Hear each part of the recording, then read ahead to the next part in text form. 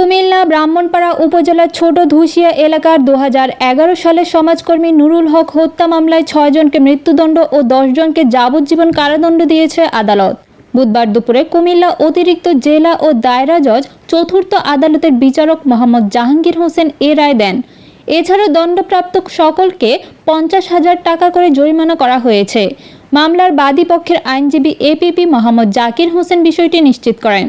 মৃত্যুদণ্ড প্রাপ্তরা হলেন মোহাম্মদ মাসুম, তাজুল ইসলাম, মোহাম্মদ মুস্তাফা, মোহাম্মদ কাইয়ুম, মোহাম্মদ তবদুল হোসেন ও মোহাম্মদ কাইয়ুম।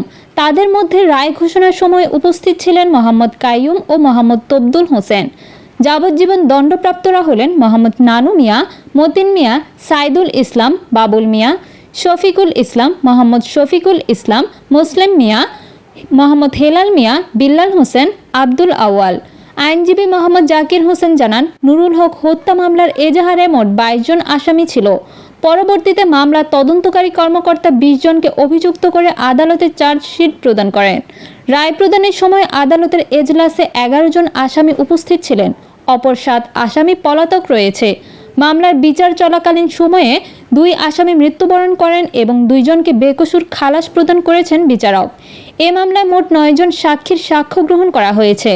মামলার বাদী নুরুল হকের ছেলে শরীফুল ইসলাম জানান, জমি জমার সংক্রান্ত বিরোধ নিয়ে সালিশের রায়ে ক্ষিপ্ত হয়ে মামলার 1 নম্বর আসামি মোহাম্মদ মাসুম সহ অন্যান্য আসামিরা মিলে 2011 সালের 17 ফেব্রুয়ারি সন্ধ্যায় বাড়ি ফেরার পথে তার বাবা নুরুল হককে ধারালো অস্ত্রের আঘাতে এবং পিটিয়ে হত্যা করে। আদালতের রায়ে তিনি সন্তুষ্ট, দ্রুত এ রায় কার্যকরের দাবি জানান। মামলার ডিজিজের ছেলে আজকের বাদী শরীফুল ইসলাম বাদী হয়ে ব্রাহ্মণপাড়া তারা মামলা করেন 302 এবং 34 দ্বারা। এই মামলায় 20 জনকে এজাহারে অন্তর্ভুক্ত করা হয় এবং অজ্ঞাত 17 জন ছিল। পরবর্তীতে এই মামলা তদন্তকারী কর্মকর্তা ইকতার আহমেদ তদন্ত করে 18 জনের বিরুদ্ধে অভিযোগপত্র দাখিল করে।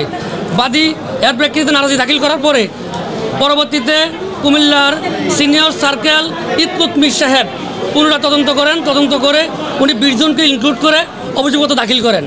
এর প্রেক্ষিতে মামলাটি বিজ্ঞ অতিরিক্ত দ্বারা চতুর্থ আদালতে বদ্ধ হয়ে আসায় বিগত 4/1/2016 তারিখে চার্জ গঠন করার পর আমরা রাষ্ট্রপক্ষে বাদী, আয়ু, এমও সহ মোট 9 জন সাক্ষী উপস্থাপন করি। এই 9 জন সাক্ষীর উপস্থাপনের পরে রাষ্ট্রপক্ষে আমরা আর্গুমেন্ট করার কারণে অদ্য মামলাটি রায় ঘোষণা করা হয়।